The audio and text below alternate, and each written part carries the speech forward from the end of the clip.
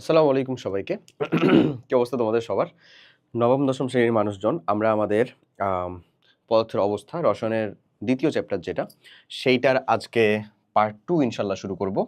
So part 1 পর্যন্ত তোমরা যতটুকু কমপ্লিট করছিলা তা আশা করি বুঝতে পারছো। পার্ট 1 পর্যন্ত যতটুকু কমপ্লিট করছিলা। অর্থাৎ এগুলা ছিল হচ্ছে আমাদের পার্ট 1 এর মধ্যেকার, তাই না? কি পড়ছিলাম আমরা পার্ট 1 এ বলো তো? পার্ট 1 এ পদার্থের কণার গতিতত্ত্ব পড়ছিলাম, ব্যাপন পড়ছিলাম এক্কেবারে ডিটেইলড আকারে। তো আমরা আজকে মেইনলি নিঃসরণ পড়ব।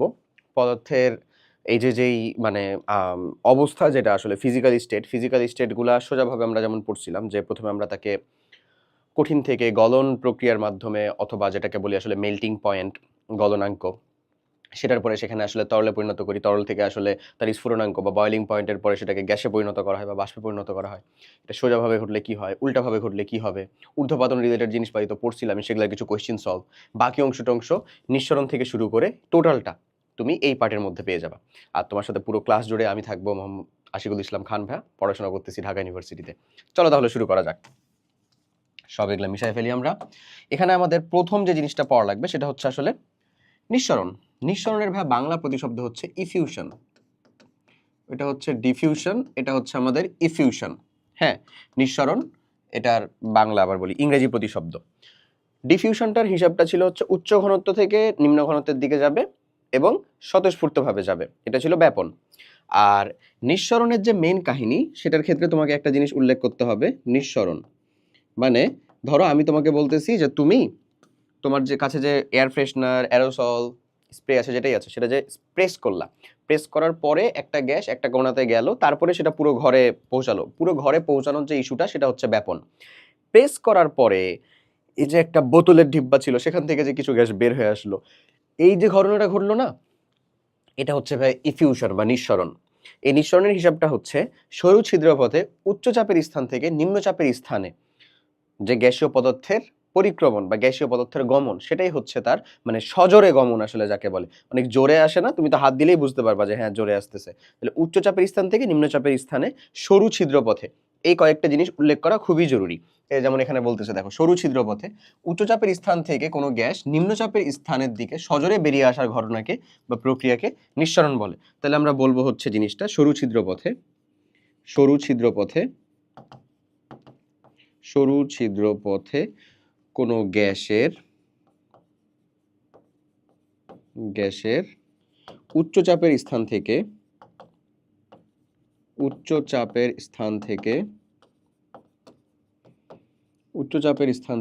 নিম্ন চাপের স্থানে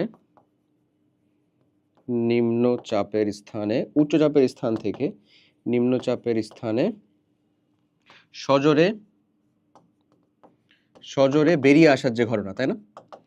সজোরে বেরিয়ে আসার যে ঘটনা সেটাকেই বলি আমরা হচ্ছে নিঃসরণ।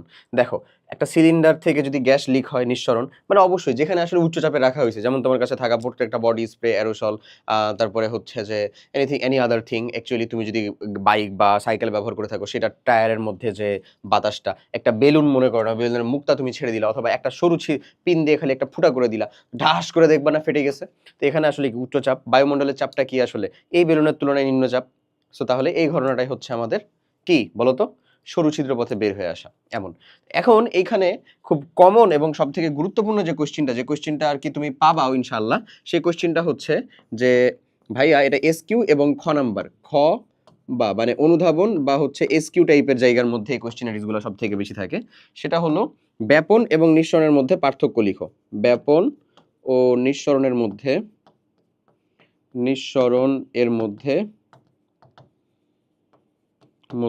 পার্থক্য লিখো।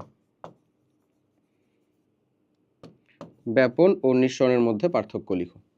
এই যে এই জিনিসটা ব্যাপন ও নিঃসরণের মধ্যে পার্থক্য লিখো, এই অংশটা কিভাবে কমপ্লিট করবা? ব্যাপন আর নিঃসরণের তুমি একটা প্রথমত হচ্ছে সংজ্ঞা দিলা, সেটা একটা পার্থক্য। তারপরে ব্যাপনের হিসাবটা কেমন বলো তো? এটা স্বতঃস্ফূর্ত প্রক্রিয়া ছিল না, মানে একা একাই ঘটবে। নিঃসরণ কি স্বতঃস্ফূর্ত নাকি কারো না কারো হেল্প লাগে? অবশ্যই তো কারো না কারো হেল্প লাগে। তুমি যে প্রেস করতেছো, তুমি প্রেস করার পরেই তো একটা সরু ছিদ্রপথে উচ্চ ঘনত্বের স্থান থেকে উচ্চ চাপের স্থান থেকে নিম্ন চাপের স্থানে আসতেছে, তার মানে তো স্বতঃস্ফূর্ত না। এখানে তো কোনো একটা থার্ড অবজেক্টের আসলে কি আছে, মানে কার্যকারিতা আছে। ঠিক একই রকম ভাবে যদি চিন্তা করো যে তাহলে এটা আরেকটা কারণ হইলো। আবার ব্যাপন প্রসেসটা কি ছিল? উচ্চ ঘনত্বের স্থান থেকে নিম্ন ঘনত্বের স্থানে। এটা কি? উচ্চ চাপের স্থান থেকে নিম্ন চাপের স্থানে। এমন ইভেন মানে ঘনত্ব কোনো দিকে বেশি হলেও সেখানে নিঃসরণের মাধ্যমে কিন্তু ওটা যদি নিম্ন চাপ থাকে নিঃসরণের মাধ্যমে কিন্তু সেখানে আসলে কি পৌঁছানো সম্ভব, মানে তোমার ওই সজোরে ওখানে আসলে যুক্ত করা সম্ভব কোনো একটা গ্যাসীয় উপাদানকে। সম্ভব না? অবশ্যই সম্ভব। এই যে এই পার্থক্যগুলো জাস্ট দিতে পারলেই হয়েছে। ক্লিয়ার? আচ্ছা, এখন নিঃসরণের কিছু টার্ম সম্পর্কে জেনে রাখো। নিঃসরণের কিছু টার্মের মধ্যে সব থেকে জরুরি যেটা, সেটা হচ্ছে এই ধরনের সরু ছিদ্রটাকে অনেক সময় পিন হোল বলা হয়। কি বলা হয় বলো তো এই টার্মটা? Pin whole. এই সরু ছিদ্রপথটাকে অনেক সময় হচ্ছে যে পিন হোল বলা হয়। ওকে। আর এভাবে পাত্র থেকে গ্যাস বেরিয়ে যাওয়ার কারণে পাত্রের ভেতরে এবং বাইরে চাপের পার্থক্য, মানে জাস্ট এভাবে, মানে এই যে একেবারে জাস্ট সিম্পলি চিন্তা করো, তুমি যে স্প্রে করতেছো, স্প্রে তুমি প্রেস করতেছো আর সজোরে বেরিয়ে আসতেছে, যে এটার কারণটা কি? কারণ হচ্ছে এখানে মানে উচ্চ চাপে আসলে তাকে রাখা হয়েছে, উচ্চ চাপে রাখা হয়েছে, উচ্চ চাপে রাখা আছে, উচ্চ চাপে ওই গাছটাকে রাখা আছে, ওই নিম্ন চাপে তখন এটা বেরিয়ে আসতেছে, সজোরে বেরিয়ে আসতেছে। ঠিক এই একটা কারণে বাসাবাড়ির যে সিলিন্ডার আছে, চলো কিছু ইনফো শেয়ার করি তোমার সাথে। হ্যাঁ, চলো কিছু ইনফো শেয়ার করি তোমার সাথে। এই যে বাসাবাড়ি মনে করো না, এরকম একটা সিলিন্ডার আছে, এরকম একটা সিলিন্ডার আছে। এই বাসাবাড়ির যে সিলিন্ডারটা আছে, সিলিন্ডারের মাথার ভিতরে কি এরকম একটা লাগানো থাকে না? দেখতে পাও যে একটা লাল এলপিজি সিলিন্ডার। এই সিলিন্ডারের হিসাবটা হচ্ছে এখানে নর্মালি যে গ্যাসটা থাকে সেটা হচ্ছে বিউটেন, আর জ্বালানি হিসেবে যে গ্যাসটা ব্যবহার করা হয় গাড়িতে বিশেষ করে সেটা হচ্ছে মিথেন। এটা হচ্ছে ভাইয়া 1 কার্বন যুক্ত, এটা হচ্ছে ভাই আমাদের 4 কার্বন যুক্ত একটা গ্যাস। আচ্ছা, সো এই বিউটেনটা মেইনলি ব্যবহার করা হয় জ্বালানি হিসাবে, এবং এটা উচ্চচাপে থাকার জন্য তুমি যখন খালি হচ্ছে যে একটু প্রেস করো তখনই উচ্চচাপে থাকা গ্যাসটা তুমি প্রেস করে ছিদ্রটাকে ছোট বা বড় করো, ওই অনুযায়ী কিন্তু আসলে গ্যাস বাইরে বের হয়ে আসে। হ্যাঁ, তুমি প্রেস করেই কিন্তু ছিদ্রটা ছোট এবং বড় করো। তুমি বড় ছিদ্র করলে বেশি পরিমাণে গ্যাস বের হয়ে আসবে, আগুন বেশি জোরে জ্বলবে। ছোট ছিদ্র করলে ছোট ছোট পরিমাণে আসবে। এই হচ্ছে এখানকার বেসিক হিসাব নিকাশ। আশা করি বুঝছো। এখন আমি এটা যেটা বলতেছিলাম সেটা হচ্ছে এই যে জ্বালানি গ্যাসের সাথে এটা দূর করানোর জন্য যেহেতু এক্সট্রা ইনফরমেশন দিচ্ছি দিয়ে দিই, এটা হচ্ছে কিছু মারক্যাপ্টো যৌগ, মারক্যাপ্টো বা থায়ল এমন এমন কিছু যৌগ, এমন যৌগ এটার সাথে মিক্স করা থাকে, যৌগ এর সাথে মিক্স থাকে, এমন কিছু যৌগ এর সাথে মিক্স থাকে। কেন জানো? এমন কিছু যৌগ মারক্যাপ্টো বা থায়ল, এমন কিছু যৌগ এর সাথে মিক্স থাকে। জানো এই গ্যাসটা যদি লিকেজ হয় তাহলে এটা একটা দুর্গন্ধযুক্ত একটা আসলে যৌগ। এই দুর্গন্ধটার মাধ্যমে তুমি জানো টের পাও যে গ্যাস লিকেজ হচ্ছে, মানে স্বাভাবিক গন্ধ না এটা। আচ্ছা, তো এটা একটা দুর্গন্ধযুক্ত, দুর্গন্ধ থেকে বোঝা যায় গ্যাস লিকেজ। এই গ্যাস লিকেজ বোঝার জন্য মেইনলি এটা ইউজ করা হয়। ওকে, আশা করি ধরতে পারছো। আচ্ছা আচ্ছা, বোঝা গেছে নিশ্চয়ই। চলো এবার তাহলে কিছু কোশ্চেন সলভ করি। এখানে বলে সরু ছিদ্রপথে কোনো গ্যাসের উচ্চ চাপ থেকে নিম্ন চাপের অঞ্চলে আসার প্রক্রিয়াকে কি বলে? অনেক কঠিন একটা কোশ্চেন। কি বলে এটাকে? ইফিউশন বা নিঃসরণ। নেক্সট, যানবাহনের জ্বালানি হিসাবে কোন গ্যাস ব্যবহার করা হয়? মাত্রই বলছিলাম 1 কার্বন যুক্ত, কি? মিথেন। কি এর নাম বলো তো? মিথেন, 1 কার্বন যুক্ত। কোথায় সেটা? এইখানে উপরেও আছে, তুমি এটা নিচের উত্তর হবে, আসলে একাধিক অপশন ভুল দিছিল। কোন গ্যাসটির নিঃসরণের হার সবচেয়ে বেশি? এটা আসলে চাপের উপর নির্ভর করে, বাট যদি ইন কেস এরকম কোশ্চেন চলে আসে তাহলে তুমি এটা ব্যাপনের কনসেপ্টেই কমপ্লিট করবা। যার আণবিক ভর কম সেটাই, চাপ সেম হইলেও যার আণবিক ভর কম ওই দ্রুত বের হবে। বুঝতেছো নিশ্চয়ই, ঠিক আছে না? ওকে, তাহলে সেক্ষেত্রে কার্বন ডাইঅক্সাইড CO2 কত ভাইয়া? 44। সালফার ডাইঅক্সাইড কত ভাইয়া বলো তো? 32 32 64। আচ্ছা, তারপরে কার্বন মনোঅক্সাইড CO, কার্বন মনোঅক্সাইডটা কত বলো তো? 28 গ্রাম। নাইট্রোজেন ডাইঅক্সাইড 32 আর 28, এটা হচ্ছে 30 30 60 গ্রাম। তো তাহলে আলটিমেটলি আমার রাইট অ্যান্সার কোনটা হচ্ছে? কার্বন মনোঅক্সাইড না? Carbon monoxide. ক্লিয়ার? ডান। নিচের কোনটির নিঃসরণ হার সবচেয়ে বেশি? সেম টু সেম ওইটার ভাবে যাব আমরা। জলীয় বাষ্প H2O কত এটা বলো তো? জলীয় বাষ্পতে H2O এটা কত আমাদের? 18 গ্রাম। আচ্ছা, মিথেন গ্যাস CH4 কত এটা? মিথেন গ্যাস যদি হয় তাহলে এটা হবে হচ্ছে 16 গ্রাম। ইথেন গ্যাস C2H6 এটা হবে না। অ্যামোনিয়া গ্যাস এটার ভর কত হচ্ছে আমাদের? 18 গ্রাম। আচ্ছা, আর অ্যামোনিয়া গ্যাস মানে কি? NH3, এটা কত 17 গ্রাম। তাহলে রাইট অ্যান্সার একমাত্র আগায় থাকবে কে? Methane gas. রাইট অ্যান্সারটা হচ্ছে বি, মিথেন গ্যাস। এটার অ্যান্সার নাই বোধহয়। আচ্ছা মিথেন গ্যাস অ্যান্সার আছে, ডান। আচ্ছা এরপরে দেখো গলন ও স্ফুটন দুইটা জিনিস, দুইটা কনসেপ্টের কথা বলতেছে। চলো এগুলা আমরা একটু শেখার চেষ্টা করি। এগুলা যদিও আমরা দেখছি, তারপরে এগুলাকে একটু এলাবোরেটলি আমরা শিখব, যেহেতু একাডেমিক আমরা পড়তেছি, জরুরি আমাদের জন্য। গলন ও স্ফুটন। আচ্ছা এখানে একটা গ্রাফ দেখতেছো, গ্রাফটা তুমি আশা করি আমি যেটা তোমাদেরকে যেরকম ভাবে আর কি এলাবোরেট করছিলাম সেটা বুঝতেও পারছো, আমি এটা লিখেও দিচ্ছি আগে। গলন মানে কি? কঠিন থেকে এটা কিসে যাবে ভাই বলো তো? তরলে যাবে, তাই না? তরল। এখানে যে তাপমাত্রাটা, মানে যে তাপমাত্রায় বা যে টেম্পারেচারে বা যে টেম্পারেচারের পয়েন্ট এটা হয় মেইনলি, সেটাকে বলি আমরা কি আসলে? গলনাঙ্ক। গলনাঙ্ক। ওকে। আচ্ছা যদি স্ফুটনের কথা বলি তাহলে এটা কি হয় ভাই বলো তো? তরল থেকে মেইনলি, তরল থেকে কিসে যায়? গ্যাসে যাবে, তাই কি না? আর এটাকে আমরা বলবো কি? স্ফুটনাঙ্ক। স্ফুটনাঙ্ক। আচ্ছা এখন কথা হচ্ছে এটা তো উল্টা প্রসেসেও ঘটতে পারে না? উল্টা প্রসেসেও ঘটতে পারে। উল্টা প্রসেসে যদি ঘটে তাহলে এটাকে আমরা কি বলি আসলে ভাই? এটাও কিন্তু জানা জরুরি। উল্টা প্রসেসে ঘটলো, ধরো এটাকে তখন আমরা বলি কি? ফ্রিজিং। ফ্রিজিং। এটাকে কি বলবো? তরল থেকে যখন আমরা কঠিনে পরিণত করব তখন সেটাকে বলি কি? মেইনলি ফ্রিজিং বা বরফীকরণ। বরফীকরণ তো বলে না, ফ্রিজিংই বলা হয় নর্মালি। বাংলাতেও এটাকে কি বলা হয়? ফ্রিজিং বলা হয়। আবার এটা উল্টাভাবে ঘটতে পারে না? গ্যাস থেকে কোথায় নিয়ে যাচ্ছি আমরা? গ্যাস থেকে আমরা নিয়ে যাচ্ছি হচ্ছে তরলে, তখন এই জিনিসটাকে বলি আমরা ঘনীভবন। কি বলি বলো? ঘনীভবন। ওকে, শীতলীকরণও বলা হয় কখনো কখনো, ঘনীভবনও বলা যায়। বুঝা গেছে না টার্মটা? তাহলে এই যে এই টার্মটা যদি আমরা চিন্তা করি তাহলে এখানে আমরা আসলে জিনিসটা কি দেখতেছি বলতো? তাপমাত্রার সময় লেখচিত্র যেটা বিশেষ করে এখানে আমরা জিনিসটা দেখতেছি যে এটা আসলে একটা কঠিন থেকে আমরা গ্যাসে নিয়ে যাচ্ছি, এরকম না বিষয়টা? কঠিন থেকে এই যে এখানে এ বি যে পয়েন্টটা, সে পয়েন্টটা আসলে কি বোঝাচ্ছে বলতো? বস্তুটা এই সময় আছে হচ্ছে কঠিন অবস্থায়। ওকে, বিসি যে অবস্থা, এখানে তো টেম্পারেচারের কোনো চেঞ্জ হচ্ছে না, তাহলে এটা হচ্ছে ভাই কঠিন এবং তরল। মানে এখানে আমাদের ওই সুপ্ত তাপটা কাজে লাগতেছে। কি? সুপ্ত তাপ। সুপ্ত তাপটা কাজে লাগতেছে, তাই না? আচ্ছা তারপরে যদি আমরা যাই তাহলে সেটা হচ্ছে সিডি। সিডি যে জায়গাটা, এটা কি ভাই? তরল। তারপরে দেখো সেটা যদি আবার আমি ডি তে যাই, ডি এর ভিতরে যদি যাব, ডি তে বুঝাচ্ছে তরল এবং গ্যাস। তরল গ্যাস, এখানেও তো আমার সুপ্ত তাপ কাজে লাগতেছে। আর যদি আমরা একেবারে ইএফ এ যাই, ইএফ এর কথাটা কি বলতে পারবো? Direct gas. বলো তো এর সাথে কি কেউ দ্বিমত হবা? আশা করি দ্বিমত হওয়ার কিছু নাই। এই ফিগারটা কি এরকমটাই বুঝাচ্ছে না? এই পয়েন্ট থেকে এই পয়েন্টটা কি বুঝাচ্ছে? তার কঠিন অবস্থা। কি বুঝাচ্ছে? তার কঠিন অবস্থা। এই পয়েন্ট থেকে এই পয়েন্টটা কি বুঝাচ্ছে? তার কঠিন এবং তরলের অবস্থা। তারপরে যখন আমরা যাচ্ছি ধরে নাও হচ্ছে যে এই পয়েন্ট থেকে এই পয়েন্টটা, এটা কি বুঝাচ্ছে? তার এটা হচ্ছে লিটারালি তার লিকুইড অবস্থা বা তরল অবস্থা। ওই পয়েন্ট থেকে আবার যখন আমরা হচ্ছে এই পয়েন্টে যাচ্ছি, এটা কি বোঝাচ্ছে? তার তরল এবং গ্যাসীয় অবস্থা। এবং তারপরে যখন আমরা আবার ধরে নাও এই দিকে উঠতেছি, এটা কি বোঝাচ্ছে? তার পিওর গ্যাসীয় অবস্থা। এই না? এই তো হচ্ছে হিসাব। এখন জিনিসটাকে জাস্ট আমি যদি উল্টা দিকে ঘটাই তাহলে কি আমরা বলতে পারবো এই যে এখানে এখানে এই কনসেপ্টগুলো এরকম ভাবে বলা যায় না যে এখানে এটা হচ্ছে আমাদের আসলে তার গলনাঙ্কর অবস্থা। গলনাঙ্ক না? তখন এই বস্তুটা গলতেছে, এটাকে তার কি অবস্থা বলবো আমরা বলতো? স্ফুটনাঙ্ক বলতে পারি না? এই টেম্পারেচারটা স্ফুটনাঙ্ক। এই টেম্পারেচারটা কোনটা? এই যে এইটা। গলনাঙ্কের টেম্পারেচারটা কোনটা? এই যে এইটা।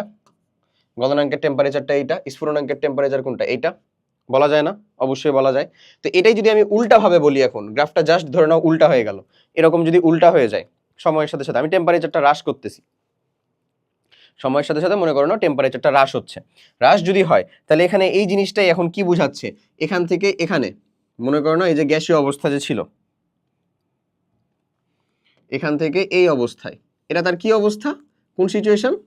আমরা তো বলতেছি যে এখান থেকে যখন এটা একটা ঢালু অবস্থায়, মানে টেম্পারেচারটা কমতেছে না বাড়তেছে না, তখন এটা আসলে কি? তার ডিরেক্ট গ্যাস, গ্যাসীয় অবস্থা।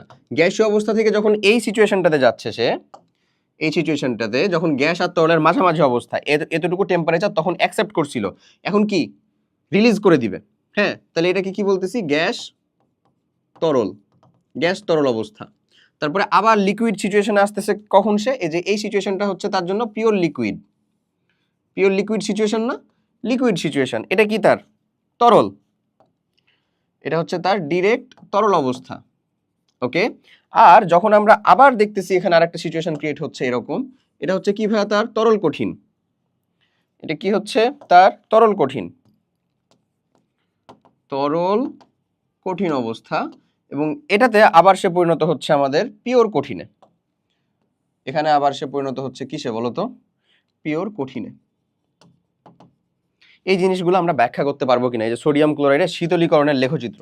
শীতলীকরণ, গ্যাসীয় অবস্থায় ছিল sodium chloride. Sodium chloride vapour ছিল ধরুন অনেক টেম্পারেচারে, প্রায় 1400 বেশি ডিগ্রি সেলসিয়াস টেম্পারেচার। এই যে দেখো, হ্যাঁ 1465 থেকে এটা হচ্ছে যে কি হয়ে যায়? গ্যাসীয় অবস্থায় যাওয়া শুরু করে। ওকে, সো এই যে ও গ্যাসীয় অবস্থায় যাওয়া শুরু করছিল, এখানে যখন আমরা এখন মানে টেম্পারেচার কমায় দিচ্ছি, তখন এই জিনিসটাকে আমরা এখন কি বলতে পারি? ওর কি নাম বলতে পারি? এটাকে আমরা ঘনীভবন বলতে পারি না? কি বলতে পারি? ঘনীভবন বলতে পারি না? ঘনীভবন, শীতলীকরণের যে পুরো টেম্পারেচার সেটা ঘনীভবন। তারপরে যখন তরল অবস্থায় থাকলো, তরল থেকে আবার যখন কঠিনে পরিণত করতেছি, তখন সেটাকে কি বলবো? স্ফটিকীকরণ বলতে পারি, স্ফটিকে যেহেতু পরিণত হয়। এছাড়াও এটাকে তুমি সিম্পলি ফ্রিজিংও বলতে পারো, ফ্রিজিং বা স্ফটিকরণ। স্ফটিকে পরিণত হয় তো এরা, স্ফটিকরণ, এমন এই নামগুলো দিতে পারো, বাস শেষ। বাট লেখর কোন অংশে কোন জিনিসটা বুঝাচ্ছে সেটা যেন তুমি পারো। যেমন আমি যদি বলি বি সি এই অংশটা, এবং হচ্ছে ধরো ভাই ডি ই এই অংশটা, এই অংশটা আসলে কোন জিনিসটাকে রিলেট করতেছে বলো তো? গ্যাস তরল, তাই না? গ্যাস তরল। এই অংশটা আসলে কোন জিনিসটাকে রিলেট করতেছে ভাই? তরল কঠিন, তরল কঠিন অংশটাকে রিলেট করতেছে। এবং এইখানে এইখানে তাপমাত্রাটা হচ্ছে ভাই আমাদের ধ্রুবক, তাপমাত্রার কোনো পরিবর্তন নাই। আছে? পরিবর্তন নাই, তাপমাত্রার কোনো পরিবর্তন নাই, তাপমাত্রা হচ্ছে এখানে ধ্রুবক। তার মানে এইখানে যেই তাপটা আসলে কাজে লাগছে, ওই সময় তো এই তাপটাও গ্রহণ করছিল পরিবেশ থেকে। এই যে এখানে যেহেতু প্রসেসটা উল্টা আসলে, তাহলে এখানে এই পরিমাণ তাপ, এই পরিমাণ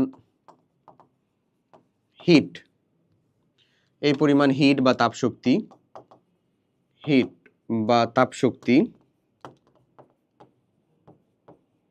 এই পরিমাণ হিট বা তাপশক্তি রিলিজ করে দেয়, রিলিজ করে কঠিনে পরিণত হয়, এমন না?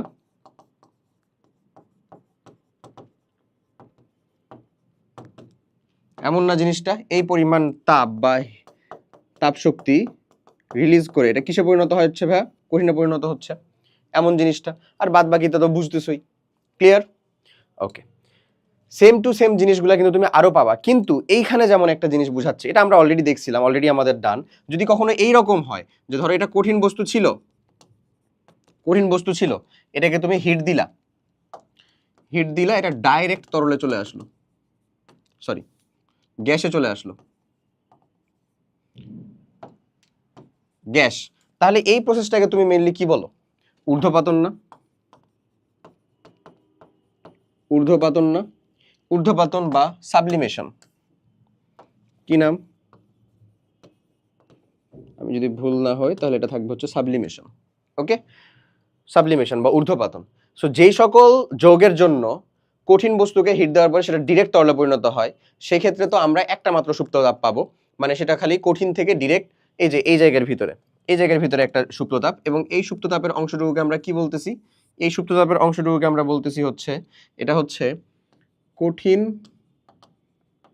গ্যাস সাম্যাবস্থা, কঠিন এবং গ্যাসের সাম্যাবস্থা, তাই না? এটা তো হচ্ছে সেইটা, ক্লিয়ার? এটা হচ্ছে কঠিন পোর্শনটুকুর, এটা হচ্ছে ওই গ্যাসীয় পোর্শনটুকুর, কঠিন এবং গ্যাসের সাম্যাবস্থা, এটা হচ্ছে এরকম। তো এই সকল যৌগগুলোর উদাহরণও নিশ্চয়ই আমরা শিখছি। কয়টা উদাহরণ শিখছিলাম বলো তো? মনে মনে বলতে পারা যায়? তুমি তো একটু আগে বোধহয় নোট টোট করতেছিলা। কি কি ছিল? এক ছিল হচ্ছে তোমার অ্যালুমিনিয়াম ক্লোরাইড, দুই কি হতে পারে? ন্যাপথালিন, কর্পূর। ন্যাপথালিনের সংকেত কি ছিল? C10, কি ছিল? C10H8। আচ্ছা, কর্পূর কি সংকেত ছিল? C10H16O। আচ্ছা, তারপরে ছিল হচ্ছে কঠিন কার্বন ডাইঅক্সাইড বা ড্রাই আইস যেটাকে বললাম, তারপরে নিশাদল ছিল, আর ছিল হচ্ছে আয়োডিন। মনে আছে তো? ওকে, ওদের জন্য কিন্তু আমাদের গ্রাফটা হবে এক্স্যাক্ট এরকম। দেখো এখানে একটা কথা বলছে, স্ফুটনের বিপরীত প্রক্রিয়াটা কি? আমরা মাত্র করলাম না স্ফুটনের বিপরীত প্রক্রিয়াটা, এই যে স্ফুটন তরল থেকে গ্যাসে পরিণত হচ্ছে এইটা। আর স্ফুটনের বিপরীত প্রক্রিয়াটা কি রে ভাইয়া? পারবি নাকি পারবি না বলতো? পারবি? ঘনীভবন না? মাত্রই তো করলাম, ঘনীভবন না? ডান। আচ্ছা, এরপরে যদি আমরা যাই, এটা কিন্তু রিসেন্ট ইয়ারেরই কোয়েশ্চেন, ইউরিয়া সারের গলনাঙ্ক কত? ভাই মনে রাখতে হবে, উপায় নাই তাছাড়া। ইউরিয়া সারের গলনাঙ্ক হচ্ছে, এটা মনে রাখা লাগবে। এই যে এই কিছু কিছু চলে আসে, যেমন আমি তোমাকে যেমন এখানে একটা ইউরিয়া বলতেছি, ইউরিয়া সারের গলনাঙ্কটা কত? 133 ডিগ্রি সেলসিয়াস, এত। তারপরে হচ্ছে সোডিয়াম ক্লোরাইড, এটা কিন্তু গলনাঙ্ক, গলনাঙ্ক ইউরিয়া সারের গলনাঙ্ক। সোডিয়াম ক্লোরাইডের গলনাঙ্ক হচ্ছে 801 ডিগ্রি সেলসিয়াস। তারপরে সিলিকন ডাইঅক্সাইড, এর গলনাঙ্ক হচ্ছে ভাই 1460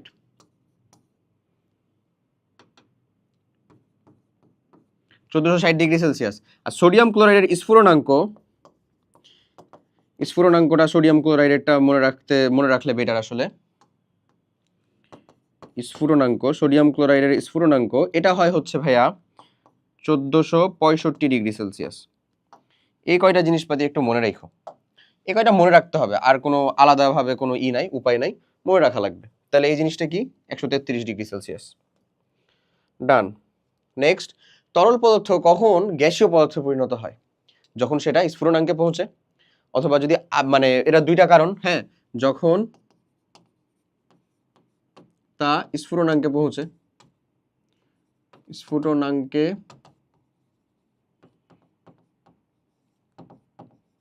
যখন সেটা স্ফুটনাঙ্কে পৌঁছে তখন সেটা আসলে গ্যাসীয় পদার্থে রূপান্তর হয়।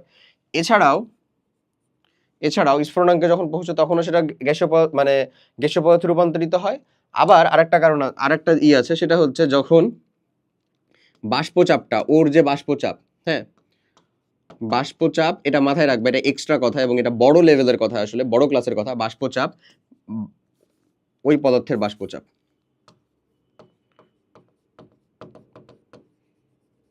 বাষ্পচাপ বায়ুর চাপের সমান হয়।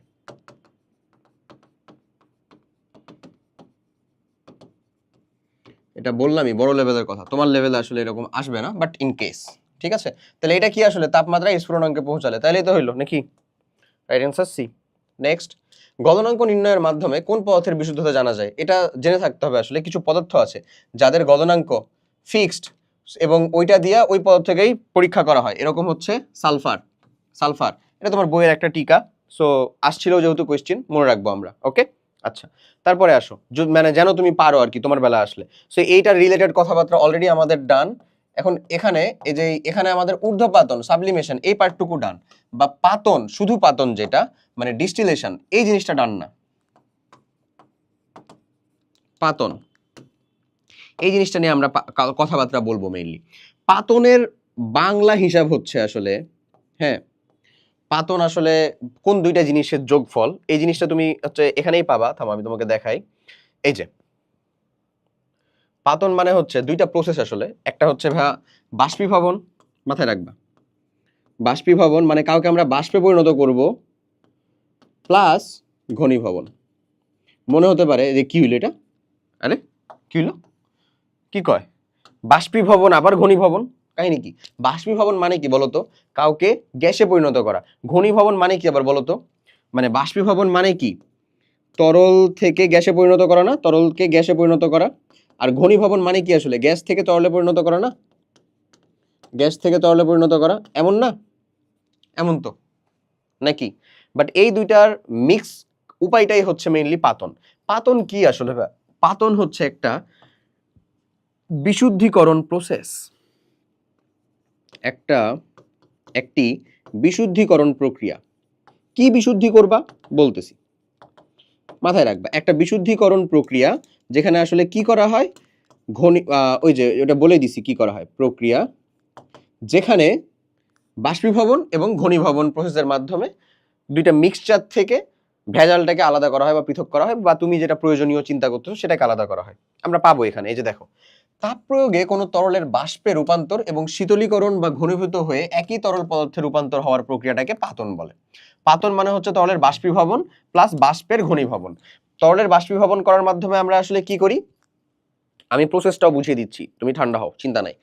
পাতন মানে হচ্ছে তরলের বাষ্পীভবন, বাষ্পীভবন মানে হচ্ছে বাষ্পে পরিণত করি প্রথমে, তারপরে সেটার ঘনীভবন। পাতন যন্ত্র আছে কিন্তু আমাদের। ওকে, আচ্ছা, কঠিন পদার্থকে তাপ প্রয়োগ করে সরাসরি বাষ্পে পরিণত হওয়ার প্রক্রিয়াটাকে বলি আমরা আবার ঊর্ধ্বপাতন। ঊর্ধ্বপাতন। আবার শীতলকরণ করে কঠিন পদার্থে পরিণত করার প্রক্রিয়াটাকে বলা হয় ঘনীভবন। ঘনীভবন। আচ্ছা, এই এখন কথা হচ্ছে ঊর্ধ্বপাতিত যৌগ এ কয়টা বলো তো? এ কয়টা কি আমরা জানি না? জানি না? জানি নাকি জানি না? এগুলা পড়ায় টড়ায় একেবারে ডান অ্যান্ড ডাস্টেড করে দিনি তোমাদের। ডান না? ডান। এগুলো তো পড়ায় শেষ করছি। এখন কিছু কোয়েশ্চেনারিজ আছে, কিছু কোয়েশ্চেনারিজ আমি বলি, তারপরে শেষে যে পাতনের অংশটা তোমার তো সিলেবাসে আর কিছু নাই, তোমার কিন্তু বইয়েও কিছু নাই, বাট তোমার যেহেতু জ্ঞানের পিপাসা একটু থেকে গেল, সেটুকুকে স্যাটিসফাই করার জন্য আমি শেষে যে কিছুটা আলোচনা করে দিব পাতন। হ্যাঁ, তাহলে তুমি আর কি রিয়েল লাইফের সাথে রিলেট করতে পারবা। ওকে, কোনটি তাপ দিলে কঠিন অবস্থা থেকে ডিরেক্ট বাষ্পে পরিণত হয়? যেটা ঊর্ধ্বপাতিত যৌগ সেটা। এখন এর হাতে সংকেত দেওয়া আছে, কোনটা ঊর্ধ্বপাতিত যৌগের ভিতরে? C6H6, এটা হচ্ছে তোমার বেনজিন। এটা কি ঊর্ধ্বপাতিত যৌগের ভিতরে ছিল? না। C6H12O6, এটা হচ্ছে তোমার গ্লুকোজ বা ফ্রুক্টোজের সংকেত। এটা কি ছিল? না। গ্লুকোজ বা ফ্রুক্টোজ দুইটারই সংকেত হচ্ছে এটাই, ফ্রুক্টোজ। গাঠনিক সংকেত এটাই, এটাও না। C10H16O, ইয়েস, এটা ছিল। এবং কি নামে ছিল ভাইয়া? কর্পূর। মনে আছে তো তোমার? নেই, খেয়ে ফেলছো? খেয়ে ফেললে তোমার মায়েরা ভূত বানায় দেওয়া দরকার। আচ্ছা, আর এইটা যেটা C12H22O11, এটা হচ্ছে ইনভার্ট চিনি বা বলতে পারো হচ্ছে সুক্রোজ, মানে একটা দ্বিশর্করা। হ্যাঁ, সুক্রোজ বলতে পারো এর নাম। ক্লিয়ার? তাহলে এখানে রাইট অ্যান্সারটা কি? Obviously C. C, our correct answer is also C. Okay, next, নিম্নের কোন যৌগটি ঊর্ধ্বপাতিত হয় না? এই যে এই শেষের লাইনগুলা খুব ক্লিয়ারফুল থেকো ভাই, হয় না, না বলে দিছে একেবারে। কোনটা হবে না? তাহলে যেটা ঊর্ধ্বপাতিত যৌগের উদাহরণের ভিতরে নাই সেটাই হবে না। অ্যালুমিনিয়াম ক্লোরাইড ছিল না? ছিল, তার মানে এটা তো ঊর্ধ্বপাতিত হবে।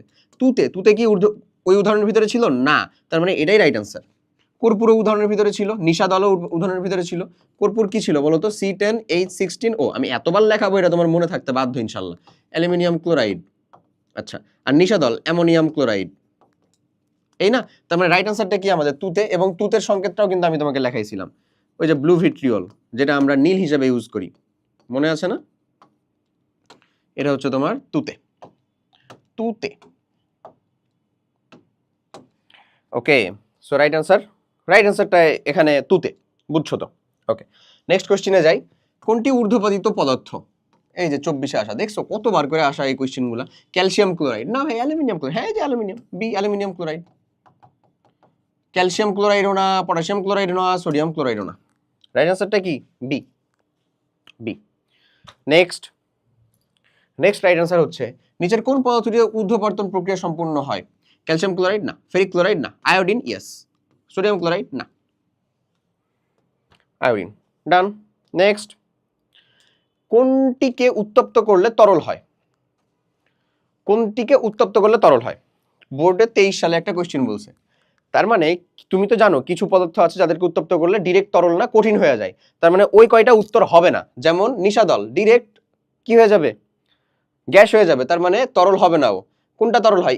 ইউরিয়া তো ওই নিশাদলের উদাহরণের ভিতরে ছিল না, মানে ইউরিয়া তো তোমার ওই যে ইয়াদের উদাহরণ যেটা ছিল ঊর্ধ্বপাতিত যৌগ, তার ভিতরে ছিল না, তার মানে ইউরিয়া তো তরল হবে এবং তরল হয়ও। কর্পূর তো ডিরেক্ট গ্যাস হয়, তাই না? তার মানে ও তরল হয় না। ন্যাপথালিন তো ডিরেক্ট গ্যাস হয়, মানে ও তরল হয় না। মানে এটা তুমি ঊর্ধ্বপাতিত যৌগগুলোর উদাহরণ জানো বলে উত্তর করতে পারতেছো এমন, মানে ওই কয়টা উত্তর হবে না, তাই আরেকটা উত্তর হবে বি। এবং ইউরিয়া আমাদের right answer, C, urea. Next, কোনটিকে তরলে পরিণত করা সম্ভব? সেম টু সেম কোশ্চেনটা দিছে না? এটা 20-এর। ন্যাপথালিন তরল হয় না, আয়োডিন তরল হয় না, অ্যামোনিয়া তরল তো হয়, অ্যামোনিয়াম ক্লোরাইড যেটা সেটা হয় না, তার মানে রাইট অ্যান্সারটা কি? অ্যামোনিয়া। কর্পূর তো তরল হবে না, তার মানে রাইট অ্যান্সারটা কি? অ্যামোনিয়া গ্যাসের কথা বলছিল এটা অবশ্যই। এখন এইখানে বেশ কিছু এসকিউ বা খ নাম্বার কোশ্চেন দেওয়া, এসকিউ বা খ নাম্বার কোশ্চেন। এগুলো অবভিয়াসলি তোমার হচ্ছে এইচডব্লিউ, আমি যা পড়াইছি তার বাইরে থেকে না। ঊর্ধ্বপাতন কাকে বলে? ডান। নিঃসরণ কাকে বলে? ডান। কণার গতিতত্ত্ব কাকে বলে? ডান। পাতন কাকে বলে? তাও ডান। বাষ্পীভবন কাকে বলে? বলছি নিশ্চয়ই, বুঝাইছি। স্ফুটনাঙ্ক যেটা আর কি, স্ফুটনাঙ্ক কাকে বলে? ওকে।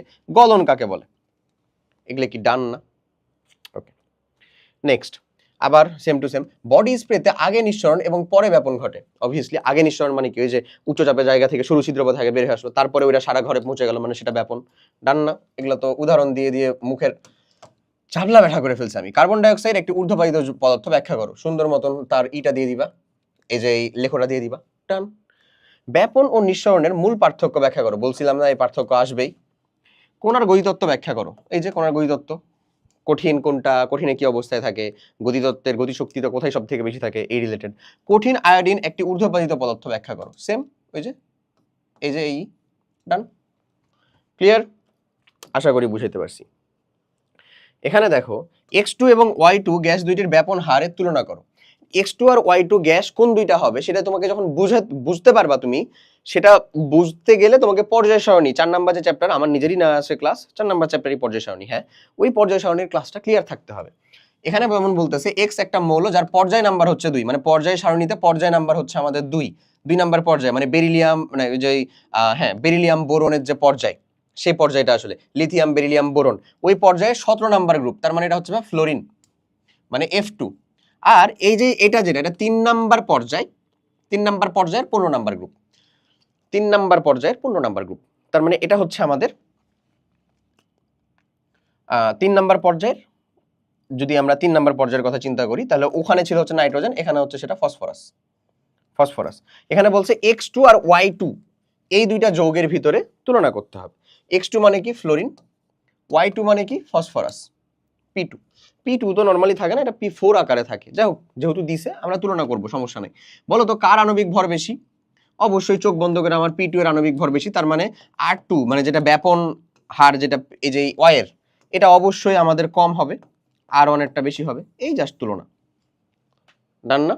তো এই মৌলটাকে শনাক্তকরণ করার জন্য আগে তোমার অবশ্যই গ্রুপের মানে ওই চ্যাপ্টারটা আসলে পারতে হবে, যেগুলাতে শনাক্তকরণ করে দেওয়া আছে তোমার টেস্ট পেপারের ভিতরে, টেস্ট পেপার তোমার কাছে যেটা আছে, অথবা গাইড বা আমাদের অল ইন ওয়ান মাস্টার বুকের যে কোয়েশ্চেনারিজগুলো আছে, যেগুলোতে শনাক্তকরণ করে দেওয়া আছে, মানে যেটা তোমার পরবর্তী চ্যাপ্টারের অংশ থেকে প্রশ্ন না, সেগুলো নিজে প্র্যাকটিস করো, ইনশাল্লাহ তুমি পারবা। বাট তোমাকে যদি আমি এই যৌগটা আইডেন্টিফাই করে দিলাম, আইডেন্টিফাই করে দেওয়ার পরে তুমি X2 আর Y2 এর ব্যাপন হার তুলনা করতে পারবা না? অবশ্যই পারা উচিত, না পারলে তোমাকে ফিরানো উচিত। সো ডান, এ পর্যন্ত ডান। এখন আসো তোমাকে থ্যাংক ইউ দেওয়ার আগে আমি ওই যেটা বললাম যে ব্যাপনের ছোট্ট একটু অংশ আমি একটু বলে দিই, যেহেতু তোমার ক্ষুধা লেগে আছে ওই জায়গাটার ভিতরে, আমি একটু খালি বলে দিই, জিনিসটা ভালো করে লক্ষ্য করবা। হ্যাঁ, এরকম একটা গোলতলি ফ্লাস্ক থাকে ভাইয়া, তারপরে আরো সূক্ষ্ম করে দেওয়া হয় জিনিসটাকে, বুঝছো, আরো সূক্ষ্ম করে দিয়ে এমনে ঘোরানো হয়, তারপরে একটু মোটা করা হয় এখানে, তারপরে জিনিসটাকে এমনে নিয়ে আরেকটা জিনিসে এমনে এটাকে করে দেওয়া হয়। আমি বুঝাচ্ছি এখানে কি করা হচ্ছে না করা হচ্ছে, প্রত্যেকটাই বুঝাচ্ছি, ওকে। আর তারপরে হচ্ছে এইখানে একটা দণ্ড দিয়ে মেইনলি এটাকে আটকে রাখা হয়, এটাকে একটা দণ্ড দিয়ে এটার সাথে আটকে রাখা হয়, অবভিয়াসলি তুমি এটা বুঝতেছো। আর এইখানে হচ্ছে আমি হিট দিব, আমি বুঝাইতেছি এখানে কে থাকবে, কাকে হিট দিব, কেন দিব, সবটাই বুঝাইতেছি, জাস্ট কুল থাকো একটু। আচ্ছা, এখানে এরপরে এই বরাবর একটা, এই বরাবর একটা, হ্যাঁ এই বরাবর একটা, এইটা এমন দিয়ে দিলাম। এরপরে আমাকে একটু কালার করে দিতে হবে জিনিসগুলো, যেন তুমি আর একটু ভালো মতন আইডেন্টিফাই করতে পারো। এটা একটু কালার করে দিলাম, এটা একটু কালার করে দিলাম, গুড, ওকে। এখন আসো বুঝাই জিনিসটা হচ্ছে এরকম যে এইখানে মনে করে নাও পানি, এইখানে মনে করে নাও ভাইয়া পানি, হ্যাঁ প্লাস ইথানল, পানি আর ইথানলের কি আছে, মিক্সচার আছে, পানি আর ইথানল, যেটা তুমি হচ্ছে যে হ্যান্ড রাব অ্যালকোহল হেক্সিজল হিসেবে ইউজ করো না, এইটা। এখন তুমি এখান থেকে কি পানি আর ইথানলকে আলাদা করে দিতে পারবা আমাকে? পারবা না নিশ্চয়ই। কেমনে পারবা? পারবা না। বাট করা সম্ভব কি, এই পাতন যন্ত্রের মাধ্যমে করা সম্ভব। কিভাবে? দেখো, পানির একটা নির্দিষ্ট স্ফুটনাঙ্ক আছে, ইথানলের একটা নির্দিষ্ট স্ফুটনাঙ্ক আছে। পানিতে 100 ডিগ্রি সেলসিয়াসে ফুটবে, ইথানলেরটা 74 ডিগ্রি সেলসিয়াসের মতন, সরি 74 আবার বলি, কি বললাম, ইথানলেরটা হচ্ছে যে রুম টেম্পারেচারে এটা হচ্ছে বাষ্পীভবন হওয়া শুরু করে, তো এটা 29 বা দেখা যাবে 27 এরকম ডিগ্রি সেলসিয়াসে স্ফুটনাঙ্ক থাকে ইথানলের। তো এখানে যে ঘটনাটা ঘটবে ভালো করে দেখো, জিনিসটা হচ্ছে তুমি এটাকে যখন হিট দিবা, এখানে তো মিক্সচারটা আছে, এই মিক্সচারটা থেকে আগে কি 27-28 ডিগ্রি সেলসিয়াস আগে পেয়ে যাবে না? যখন এই ইথানলের স্ফুটনাঙ্কটা পার হবে, ওই ইথানলের বাষ্পটা কি এদিক দিয়ে বরাবর বের হতে থাকবে না? পানি কি ফুটতে শুরু করবে তখনও? নিশ্চয়ই না, পানি তো বিন্দাস আছে, ও তো গরম হচ্ছে খালি। তো ইথানলের বাষ্পটা এদিক দিয়ে যাওয়ার পরে এই যে এতদূর পর্যন্ত যাবে মনে করো, এতদূর পর্যন্ত যাওয়ার পরে এদিক দিয়ে ইথানলের বাষ্পটা যখন আসবে তখন আবার ঠান্ডা পানির লাইনের মাধ্যমে ঠান্ডা পানি সরবরাহ দেওয়া হয় হচ্ছে এদিক দিয়ে। এই যে ব্লু কালারের যে জায়গাটা দেখতেছো না, এটা হচ্ছে ঠান্ডা পানির সরবরাহের লাইন। এখান দিয়ে ক্রমাগত ঠান্ডা পানি দেওয়া হচ্ছে। তাহলে এই বাষ্পটা যখন এদিক দিয়ে আসতেছে, এই বাষ্পটা এই ঠান্ডা পানির কারণে ঠান্ডা পানিটা তো গরম গরম, ওর যে ইটা ওর যে হিটটা, সেই হিটটা তো ও অ্যাবজর্ব করে নিচ্ছে, তাই না? তো ওই হিটটা অ্যাবজর্ব করে এই বাষ্পটা বাষ্প আকারে আস্তে আস্তে আস্তে আস্তে এখানে আরামসে কি তরল আকারে জমতে থাকবে। তাহলে আমি 50°C মনে করো এটা খালি একটু ফুটাইছি, তাহলে আমার সবগুলা ইথানল উড়ে যেয়ে কি এরকম ভাবে এখানে প্রথমে উড়ে যাবে, যেতে যেতে যেতে যেতে এদিক দিয়ে যখন নামবে তখন আবার এটা কি হয়ে যাচ্ছে, তরলে পরিণত হয়ে যাচ্ছে না? তাহলে দেখো আমি যখন এই তরল থেকে গ্যাসে পরিণত করলাম, এটা তো গ্যাসে পরিণত করছি বলেই তো যাচ্ছে, তার মানে এটা কি বাষ্পীভবন না? বাষ্পীভবন, এটা কি বাষ্পীভবন না? বাষ্পীভবন। আবার ওই বাষ্পীভবনের বাষ্পটাকে আমি আবার কিসে পরিণত করতেছি? গ্যাস থেকে তরলে পরিণত করতেছি, বাষ্প থেকে তরলে পরিণত করতেছি, সেটা কি আবার ঘনীভবন না? ঘনীভবন। তাহলে এই টোটাল প্রসেসটাকে আমরা কি বলতে পারি? পাতন যে বলতেছি, রোটারি ইভাপোরেটর আছে আমাদের একটা, ওখানেও কিন্তু এরকম ভাবে করা হয়। টোটাল প্রসেসটাকে কি বলি আমরা? পাতন বলি। এবং পাতন মিন্স হোয়াট? পাতন মিন্স হোয়াট? পাতন মানে হচ্ছে বাষ্পীভবন এবং ঘনীভবনের মিক্সচার। তাহলে এটার মাধ্যমে আমরা সহজেই কি পানি আর এটাকে আলাদা করে পেয়ে গেলাম না? পানি আর ইথানলটাকে আলাদা করে পেয়ে গেলাম না? এটাই বলতেছিলাম বিশুদ্ধীকরণ প্রসেস। ধরো ইথানলের বিশুদ্ধীকরণ চাচ্ছ, ইথানলের ভিতরে পানি কেন থাকবে? পিওর ইথানলটা চাচ্ছি, তাহলে বিশুদ্ধ ইথানলটা তুমি পেয়ে যাবে এভাবে। বুঝতেছো? এই ওকে। সো এই চ্যাপ্টার ভাইয়া এখানেই ডান অ্যান্ড ডাস্টেড অবস্থা আজকে। সো থ্যাংক ইউ যারা শেষ অবধি কমপ্লিট করলা পুরাটা। আশা করি জিনিসগুলা বুঝতে পারছো, ধরতে পারছো। এবং এখন এই পার্টের পর থেকে তোমার যে কাজটা করা লাগবে সেটা হচ্ছে, টু বি অনেস্ট, প্রচুর পরিমাণে হচ্ছে প্র্যাকটিস। এবং এটার ক্লাস নোট মাস্ট রাখবা। নোট তো তুমি পেয়ে যাবা, তারপরে নোট নিজের রাখবা। আর প্র্যাকটিস করতে হবে। প্র্যাকটিসের পরে জাস্ট সোললি নিজে এক্সাম দিতে বসো। এক্সাম দেওয়ার মাধ্যমে না তুমি আসলে জানতে পারবা যে তোমার আসলে গ্যাপগুলা কোথায় আছে। এক্সাম দেওয়ার মাধ্যমে জানা যায় কি, যে আমার নিজের গ্যাপগুলা কোথায় আছে, নিজের গ্যাপ ধরতে পারা যায় এক্সামের মাধ্যমে। সো ওই গ্যাপটা আবার ফিল আপ করতে হবে কিসের মাধ্যমে? নিশ্চয়ই রিভিশনের মাধ্যমে। ওই রিভিশনটা করবা আবার, মানে ওই গ্যাপটা অবশ্যই তোমাকে ফিল আপ করতে হবে কিসের মাধ্যমে? ভাই রিভিশন।